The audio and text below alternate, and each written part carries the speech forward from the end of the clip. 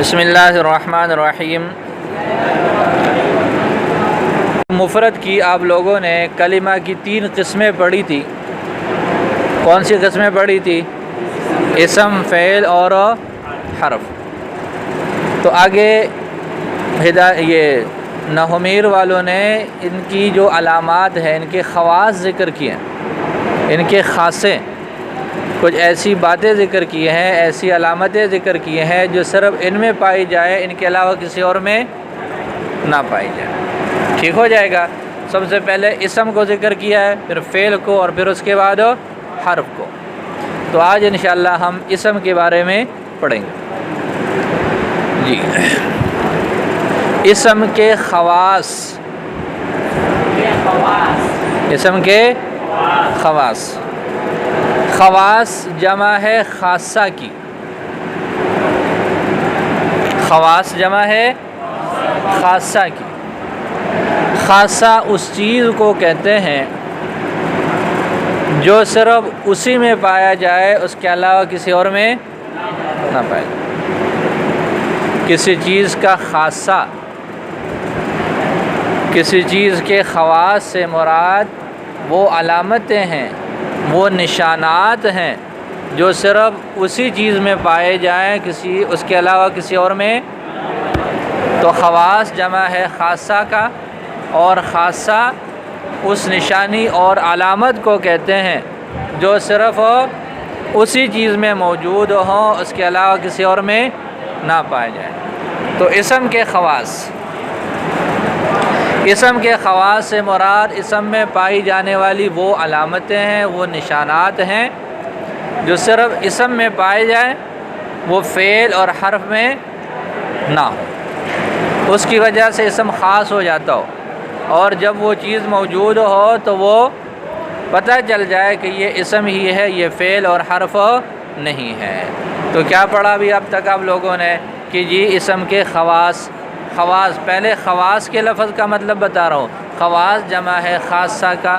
خاصہ اس چیز کو بولتے ہیں جو صرف، یا اس نشانی کو بولتے ہیں، اس نشانی اور علامت کو بولتے ہیں جو صرف اسی چیز میں موجود ہوں، اس کے علاوہ کسی اور میں نہ ہو۔ تو اسم کے خواص سے مراد وہ نشانات اور علامات ہیں جو صرف اسم میں پائے جائیں، اسم کے علاوہ فعل اور حرف میں وہ نہ پائے جائیں۔ ہاں جی، یہاں تک بات سمجھ آ گئی؟ تو ہم نے ابھی کیا پڑھنا ہے؟ اسم کے خواص پڑھنے، اسم کے خاصے پڑھنے۔ اسم کے خاصوں سے مراد کیا ہے؟ وہ نشانات اور علامات جو صرف اسم میں ہی پائے جائیں، اسم کے علاوہ فعل یا حرف میں نہ پائے جائیں۔ اسم کے چند خواص مندرجہ ذیل ہیں۔ نمبر 1، اسم کے شروع میں الف لام ہوتا ہے۔ اسم کے شروع میں، ہر اسم کے شروع میں ضروری نہیں ہے، لیکن جہاں پر بھی الف لام آ جائے تو وہ کہاں پر ہوگا؟ اسم کا ہی ہوگا۔ پھر آگے الف لام کی آپ قسمیں پڑھ لیں گے، کچھ اسم کے ساتھ خاص ہیں، کچھ نہیں ہے، لیکن ابھی آپ نے صرف اتنا ہی پڑھنا ہے۔ تو سب سے پہلی نشانی، سب سے پہلا خاصہ اسم کا یہ ہے کہ اسم کے شروع میں الف اور لام ہوتا ہے۔ جیسے وَمِنَ النَّاسِ مَن يَقُولُ آمَنَّا بِاللَّهِ وَبِالْيَوْمِ الْآخِرِ میں الناس پر الف لام داخل ہے، لفظ اللہ پر الف لام داخل ہے، الیوم پر الف لام داخل ہے، اور الآخر پر الف لام داخل ہے۔ مثال آ گئی، کافی ساری مثالیں آ گئی۔ وَمِنَ النَّاسِ مَن يَقُولُ آمَنَّا بِاللَّهِ وَبِالْيَوْمِ الْآخِرِ، الناس پر الف لام، جیسے الناس، لفظ اللہ، الیوم اور الآخر، ان کے شروع میں کیا ہے؟ الف اور لام ہے۔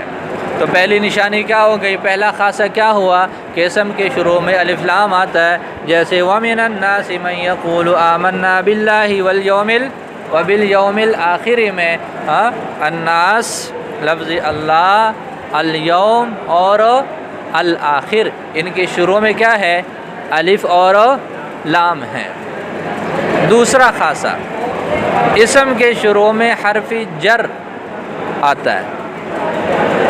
اسم کے شروع میں حرف جر آتا ہے۔ حرف جر کی دو صورتیں ہیں، لفظوں میں موجود ہو، پہلی شکل حرف جر کتنی طرح سے آتا ہے پھر، تو اسم کا دوسرا خاصہ کیا ہوا کہ اسم کے شروع میں حرف جر پڑھ لیں گے آپ 17 ہیں، ہاں تو 17 حروف جارہ میں سے کوئی ایک حرف جر جو ہے وہ آ جائے گا اس کے شروع میں۔ پھر میں نے بتایا کہ حرف جر کے آنے کی کتنی شکلیں ہیں، دو۔ نمبر ایک لفظوں میں موجود ہو، نمبر ایک لفظوں میں موجود ہو، جیسے ابھی آپ لوگوں نے جو مثال پڑھی وَمِنَ النَّاسِ مَن يَقُولُ آمَنَّا، آگے کیا ہے باللہ، آگے وَبِالْيَوْمِ الْآخِرِ، باللہ میں یہ جو با ہے یہ بھی حرف جر ہے، بالیوم الآخر میں جو با ہے یہ بھی کیا ہے، یہ بھی حرف جر ہے۔ دوسری صورت حرف جر لفظوں میں موجود نہ ہو، مقدر ہو۔ مقدر کا مطلب چھپا ہوا ہو، پوشیدہ ہو، لفظوں میں موجود ہو نہ ہو۔ تو حرف جر کی دو شکلیں، دو صورتیں، لفظوں میں موجود ہو جیسے باللہ و بالیوم آمنا باللہ و بالیوم الآخر، اور دوسرا حرف جر لفظوں میں موجود ہو نہ ہو بلکہ کیا ہو، مقدر ہو، بلکہ مقدر کا مطلب سمجھ آ گیا، ہاں لفظوں میں نہیں ہے، اس کا معنی ہے، اس کا عمل موجود ہے، اس کا اثر پایا جا رہا ہے، لیکن لفظوں میں موجود نہیں ہے۔ جیسے کلوا واشربوا من رزق اللہ، کلوا واشربوا من رزق اللہ میں جو من رزق اللہ اصل میں ہے من رزق للہ، من رزق اللہ میں لفظ اللہ سے پہلے حرف جر مقدر ہے۔ یوں کہہ لو حرف جر کی دو صورتیں لفظوں میں موجود ہو جیسے آمنا باللہ و بالیوم الآخر، نمبر دو لفظوں میں موجود نہ ہو بلکہ مقدر ہو جیسے کلوا واشربوا من رزق اللہ میں لفظ اللہ سے پہلے حرف جر مقدر ہے، اصل میں تھا من رزق للہ، اصل میں کیا تھا من رزق للہ۔ اب یہ جو للہ میں لفظ اللہ سے پہلے لام ہے، ہاں یہ لفظوں میں موجود ہے، بولو تو دوسرا خاصہ کیا ہوا، اسم کے شروع میں حرف جر آتا ہے، اور پھر حرف جر کی دو شکلیں، دو صورتیں، یا تو لفظوں میں موجود ہو جیسے آمنا باللہ و بالیوم الآخر میں کہ باللہ اور بالیوم الآخر کے شروع میں حرف جر با ہے، دوسرا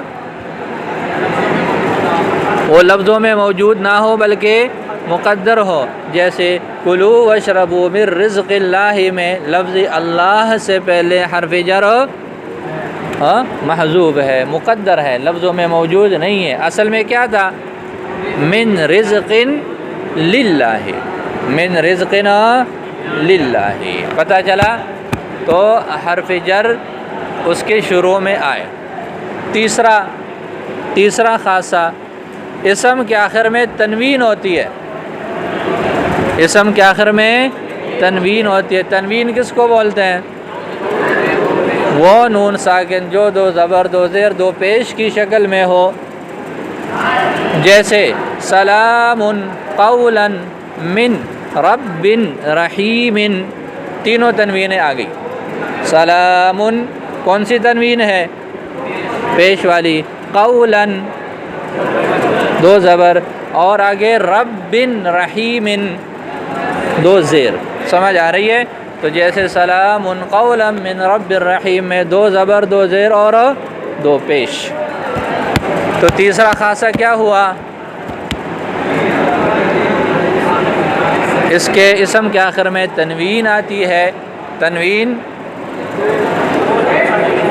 دو زبر دو زیر دو پیش کو بولتے ہیں۔ پوری تعریف تنوین کی کیا ہے، ایسا نون ساکن جو دو زبر دو زیر یا دو پیش کی شکل میں ہو، تنوین کی پوری تعریف کیا ہے؟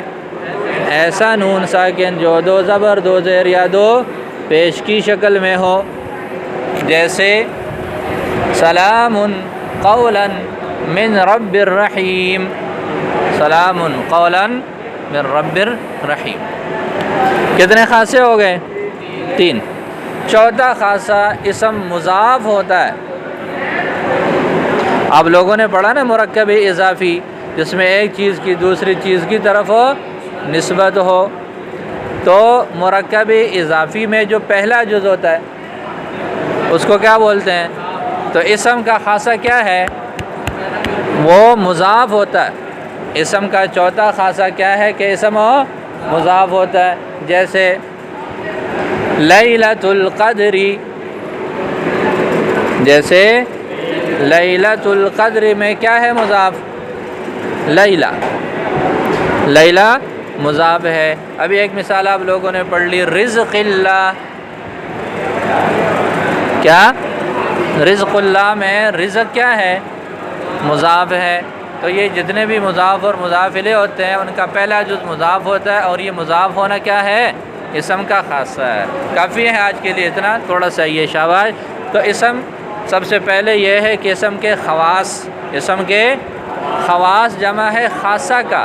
خاصہ اس نشانی اور علامت کو کہتے ہیں جو صرف اسی چیز میں پائی جائے، اس کے علاوہ کسی اور میں نہ ہو۔ اسم کے خواص سے مراد اسم کے اندر پائے جانے والے وہ نشانات اور علامات ہیں جو صرف اسم میں ہی ہو اور اسم کے علاوہ فعل اور حرف میں نہ ہو۔ اسم کے چند خواص مندرجہ ذیل ہے۔ نمبر 1، اسم کے شروع میں الف لام آتا ہے، جیسے وَمِنَ النَّاسِ مَن يَقُولُ آمَنَّا بِاللَّهِ وَبِالْيَوْمِ الْآخِرِ میں الناس لفظ اللہ، جب بھی ہم نے ذات باری تعالیٰ کرنا ہے تو ہم نے کیا کہنا ہے؟ لفظ اللہ، اسم الجلالہ۔ کیا کہیں گے؟ اللہ نہیں کہیں گے کہ جی اللہ، بلکہ کیا کہیں گے؟ لفظ اللہ۔ اس کے ساتھ اور کہنا تو کہنا ہے اسم الجلالہ۔ الجلالہ کا لفظ اللہ تعالیٰ کے لیے استعمال ہوتا ہے، الجلالہ کا لفظ اللہ تعالیٰ کی ذات اقدس کے لیے استعمال ہوتا ہے۔ اسم الجلالہ، اللہ تعالیٰ کا بابرکت نام۔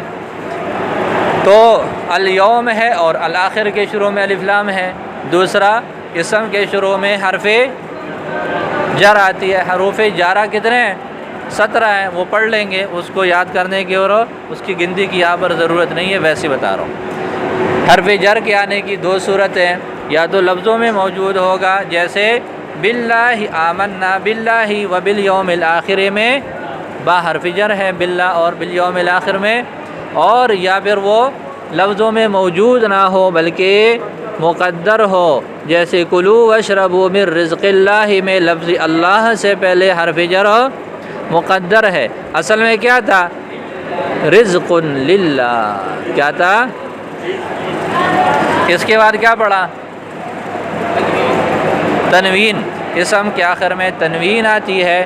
تنوین اس نون ساکن کو کہتے ہیں جو 2 زبر 2 زیر یا 2 پیش کی شکل میں ہو، جیسے سلام قولا من رب الرحیم میں 2 زبر 2 زیر اور 2 پیش ہے۔ اگلی نشانی، اسم مضاف ہوتا ہے، جیسے لیلۃ القدر، ہاں لیلۃ القدر میں لیلہ مضاف ہو رہا ہے۔ رزق اللہ میں رزق مضاف ہو رہا ہے۔ مالک یوم الدین میں مالک مضاف ہو رہا ہے۔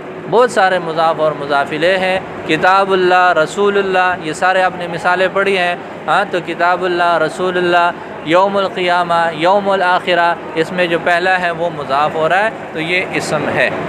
پتہ چلا؟ چلے شاباش، یاد کریں۔